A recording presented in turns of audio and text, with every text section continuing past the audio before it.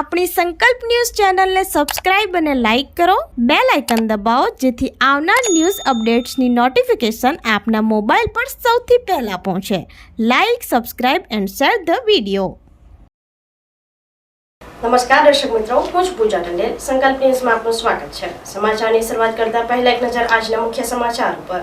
વલસાડ ઔરંગા નદી બ્રિજ ઉપર state monitoring ટીમે કારમાં દારૂના જથ્થા સાથે 2 ને ઝડપી પાડ્યા. સેલવાસથી નવસારી દારૂ લઈ જતા ₹3.35 લાખનો મુદ્દામાલ કબજે, જ્યારે 2 વોન્ટેડ. સૂત્રો પાસેથી મળતી માહિતી અનુસાર સ્ટેટ મોનિટરિંગ સેલની ટીમને મળેલ ખાનગી અનુસાર એક અલ્ટો કાર નંબર GJ15CG4483 માં સેલવાસથી દારૂ ભરી નવસારી જિલ્લાના રાણકુવા ગામ તરફ ગેરકાયદેસર જવાનો હોવાની બાતમી મળી હતી, જેને લઈ સ્ટેટ મોનિટરિંગ સેલની ટીમે ઠક્કરવાડા ગામ જવાના રોડ ઉપર ઔરંગા નદીના પુલ ઉપર કારની વોચ ગોઠવી હતી. કાર આવતા સ્ટેટ મોનિટરિંગ સેલની ટીમે તપાસ કરતા કારમાંથી ભારતીય બનાવટનો વિદેશી દારૂ નંગ 471 જેની કિંમત ₹74,170 અને કાર સાથે કુલ મુદ્દામાલ ₹3,35,240 સાથે કિંજલભાઈ પટેલ રહેવાસી ગોયમાં પારડી અને સુનિલભાઈ નાયક રહેવાસી વાપીની ધરપકડ કરી હતી, જ્યારે પોલીસે 2 આરોપીને વોન્ટેડ જાહેર કર્યા હતા.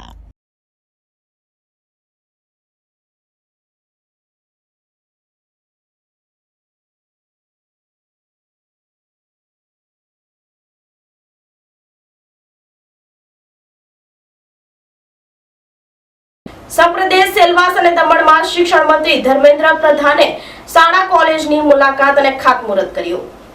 સેલવાસ સ્ટેડિયમ ખાતે મંત્રી અને પ્રશાસકના હસ્તે સાયકલ અને લેપટોપ વિતરણ સમારોહ યોજાયો. કેન્દ્ર શાસિત પ્રદેશ દાદરાનગર હવેલી દમણમાં ભારત સરકારના શિક્ષણ, કૌશલ્ય વિકાસ અને સાહસિકતા મંત્રાલયના શિક્ષણ મંત્રી ધર્મેન્દ્ર પ્રધાનના પ્રવાસ કાર્યક્રમ હેઠળ દમણ અને દાદરાનગર હવેલીમાં આગમન થયું હતું, જે અંતર્ગત તેમણે દમણમાં નમોપત એન્જિનિયરિંગ કોલેજ, ચંદ્રશેખર આઝાદ સરકારી શાળા, રીંગણવાડા અને વરકુટ ગ્રામ પંચાયત અને સેલવાસમાં નમો મેડિકલ કોલેજની મુલાકાત લીધી અને ટોકરખાડા મહર્ષિ વાલ્મીકી સરકારી શાળાનું ઉદ્ઘાટન કરવામાં આવ્યું હતું.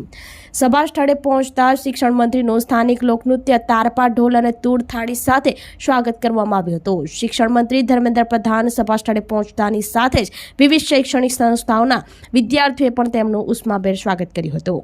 મુખ્ય મહેમાન શિક્ષણ મંત્રી ધર્મેન્દ્ર પ્રધાન અને સંઘ પ્રદેશ અને લક્ષદ્વીપના પ્રશાસક પ્રફુલ્લ પટેલની હાજરીમાં વિકસિત ભારત સંકલ્પ યાત્રા અંતર્ગત સાયકલ અને લેપટોપ વિતરણ સમારોહ કોર એરિયા સ્ટેડિયમ સિલવાસ ખાતે યોજવામાં આવ્યો હતો. આ પ્રસંગે પ્રભારી પૂર્ણેશ મોદી, સાંસદ લાલુભાઈ પટેલ, DMC પ્રમુખ અશ્પિત દમણિયા વગેરે મહાનુભાવો ઉપસ્થિત રહ્યા હતા.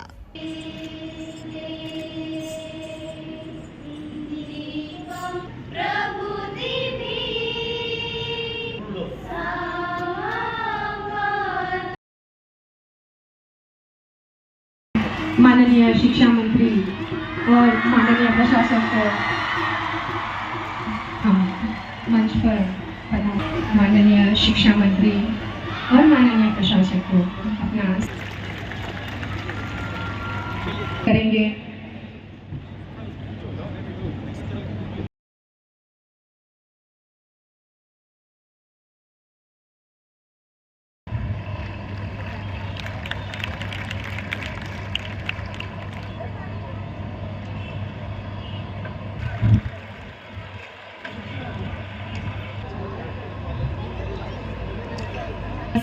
Government College of Nursing, Daman.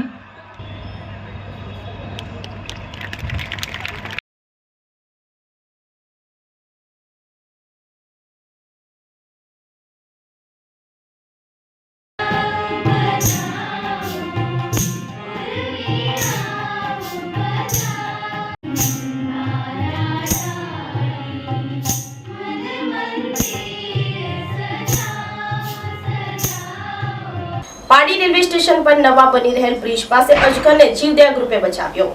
પાડી રેલવે સ્ટેશન પર નવો બની રહેલ ફ્લાયઓવર બ્રિજ પાસે અચાનક અજગર આવી ચડ્યો હતો, જેની જાણ રાહદારી તેમજ કામદારોને થતા તાત્કાલિક પારડી જીવદયા ગ્રુપને જાણ કરવામાં આવી હતી. જીવદયા ગ્રુપના સભ્ય યાસીન મુલતાની સ્થળ ઉપર આવી પહોંચ્યા અને મહાકાય અજગરને સહી સલામત રીતે પકડી પાડતા રાહતનો શ્વાસ લીધો હતો. આ અંગે વન વિભાગને જાણ કરી જંગલમાં મુક્ત કરવાની તજવીજ હાથ ધરી હતી. અજગરને જોવા લોકો ઉમટી પડ્યા હતા.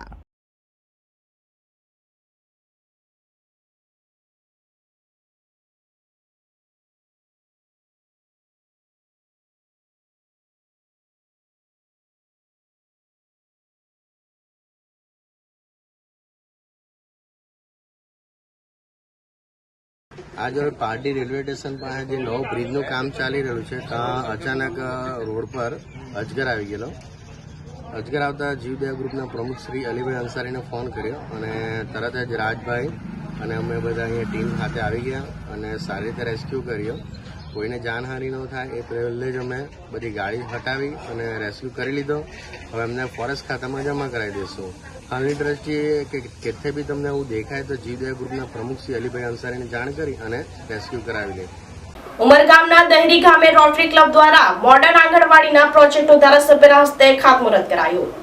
ઉમરગામ ખાતે રોટરી ક્લબના પ્રોજેક્ટને લઈ બાળકોના ઉજ્જવળ ભવિષ્યમાં મદદરૂપ બનશે. દહેરી ખાતે મોડર્ન આંગણવાડી બનાવવા રોટરી ક્લબના પ્રમુખ શ્રાવણભાઈએ પ્રોજેક્ટ મૂક્યો અને આખરે સાકાર થવા જઈ રહ્યો છે. મોડર્ન આંગણવાડીના ખાતમુહૂર્ત દહેરી ખાતે ધારાસભ્ય રમણભાઈ પાટકર અને વર્ષોવાર રોટરી ક્લબના પ્રમુખની ઉપસ્થિતિમાં કરવામાં આવ્યું હતું. રોટરી ક્લબ ઓફ ઉમરગામના હોદ્દેદારો સહિત દહેરી ગ્રામ પંચાયતના હોદ્દેદારો અને સ્થાનિકોએ હાજરી આપી હતી.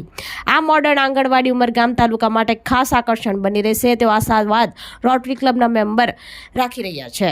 શાળાના બાળકો માટે ઉપયોગી પ્રોજેક્ટથી રોટરી ક્લબ ઓફ ઉમરગામ એક પ્રશંસાપાત્ર કામો કરી બાળકોને મદદ કરતી રહી છે. પણ પછી એમને આઈડિયા આવ્યો કે 8 આંગણવાડી પર રિપેર કરશું તો રિપેરમાં ખાલી એ રિપેર જ થશે, એમાં કંઈ અદ્યતન નથી થવાનું. પછી એમણે એક પ્લાન કર્યો અને આજે તમે જે મોડેલ આંગણવાડી છે એ એમણે રજૂઆત કરી. આ રજૂઆત કરતાં પણ એમને ઘણી બધી તકલીફ પડી કે પ્રોજેક્ટ કોસ્ટ વધતી હતી અને ઘણા બધા અવરોધો આવ્યા. એ છતાં શ્રવણભાઈ દેવરે હાર નહીં માની અને છેલ્લે આ પ્રોજેક્ટને અહીંયા સુધી લઈ આવ્યા. અને આ પ્રોજેક્ટને પૂરો પાડવામાં જે સિંહ ફાળો આપ્યો છે આ રોટરી ક્લબ વર્ષો અને અશોકભાઈ ગુપ્તા અને એમના પ્રેસિડેન્ટનો ખૂબ ખૂબ આભાર માનું છું કે જેમના સપોર્ટથી આ કાર્ય પૂર્ણ થવા જઈ રહ્યું છે. ભરૂચના આમોદમાં મધમાખી ઉડતા 7 લોકોને ડંખ મારતા સારવાર લેવાની ફરજ પડી. એક વાડીમાં સફાઈ કરતી વેળા મધમાખી ઉડતા 3 બાળકો સહિત 7 લોકો ડંખથી ઇજાગ્રસ્ત. મળતી વિગત અનુસાર ભરૂચ જિલ્લાના આમોદ તાલુકામાં આવતા વાગરા નજીકના કોલવાણા ગામે જીસીબી વડે ભાઈખાની વાડીની સફાઈ કરવામાં આવી રહી હતી. તે જ વખતે વાડીમાં જામેલ મધપૂડો છંછેડાતા મધમાખી ઉડવા લાગતા દોડધામ મચી ગઈ હતી. મધમાખીઓ ત્યાં રહેલ એક જ પરિવારના 3 બાળકો અને 4 વ્યક્તિઓ મળી કુલ 7 જેટલા લોકોને કરડી જતા તમામ લોકો ઘાયલ થયા હોવાના અહેવાલ પ્રાપ્ત થયા હતા. 3 બાળકો સહિત 7 જણાને વાગરાના રેફરલ હોસ્પિટલ ખાતે ખાનગી વાહનમાં ખસેડવામાં આવ્યા હતા, જ્યાં પ્રાથમિક સારવાર આપી વધુ સારવાર માટે ભરૂચ ખસેડવાની ફરજ પડી હતી. ભરૂચથી રિપોર્ટર અવી સૈયદ, સંકલ્પ ન્યૂઝ.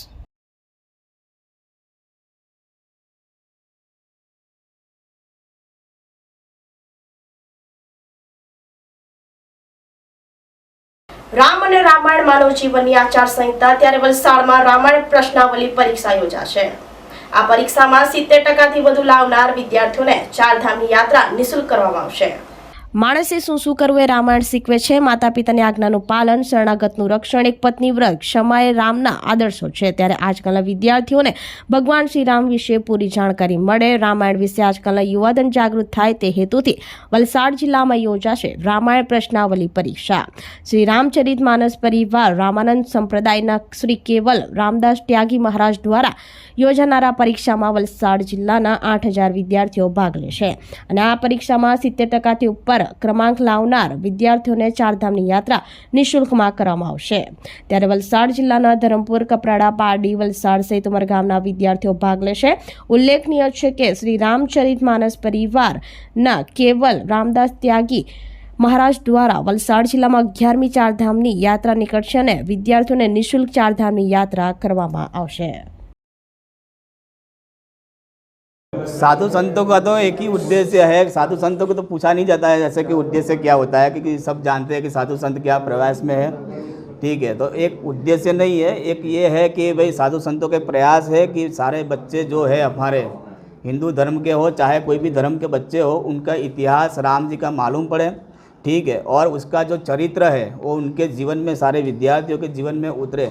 तो बस यही प्रयास है साधु संतों का और उनके जीवन के कल्याण के लिए भी है ये. ये एग्ज़ाम MCQ पेपर से लिया जाएगा, ना ही कोई लिखित है। अभी शुरुआत है, प्रथम शुरुआत है गुजरात में, तो इसलिए कोई लिखित नहीं रखा गया है, क्योंकि बच्चे इतने प्रिपेयर नहीं हो पाएंगे, रामायण की पूरी रामायण नहीं पढ़ पाएंगे। तो सबसे पहले यहाँ पे सिर्फ बालकांड लिया गया है, और बालकांड के अंदर जो भी प्रश्न आएंगे वो MCQ में आएंगे और सब टिक मार्क रहेंगे। और इस एग्ज़ाम में जो बच्चे लोग जो पास होंगे उसको 70% जो प्लस होंगे उसको 4 धाम यात्रा भी निःशुल्क करवाने आएंगे। और सारा सब अंदर जो भी है इस कार्यक्रम में तो सारा निःशुल्क है, ना फॉर्म के पैसे है ना कुछ भी नहीं है। जो विद्यार्थी पार्टिसिपेट करना चाहते हैं वो सब कर सकते हैं। तो આ તાજા સમાચારો નવા સમાચારો સાથે કાલે ફરી મળીશું। નમસ્કાર। આપણી સંકલ્પ ન્યૂઝ ચેનલને સબસ્ક્રાઇબ અને લાઇક કરો, બેલ આઇકન દબાવો જેથી આવનાર ન્યૂઝ અપડેટ્સની નોટિફિકેશન આપના મોબાઈલ પર સૌથી પહેલા પહોંચે। Like, subscribe and share the video.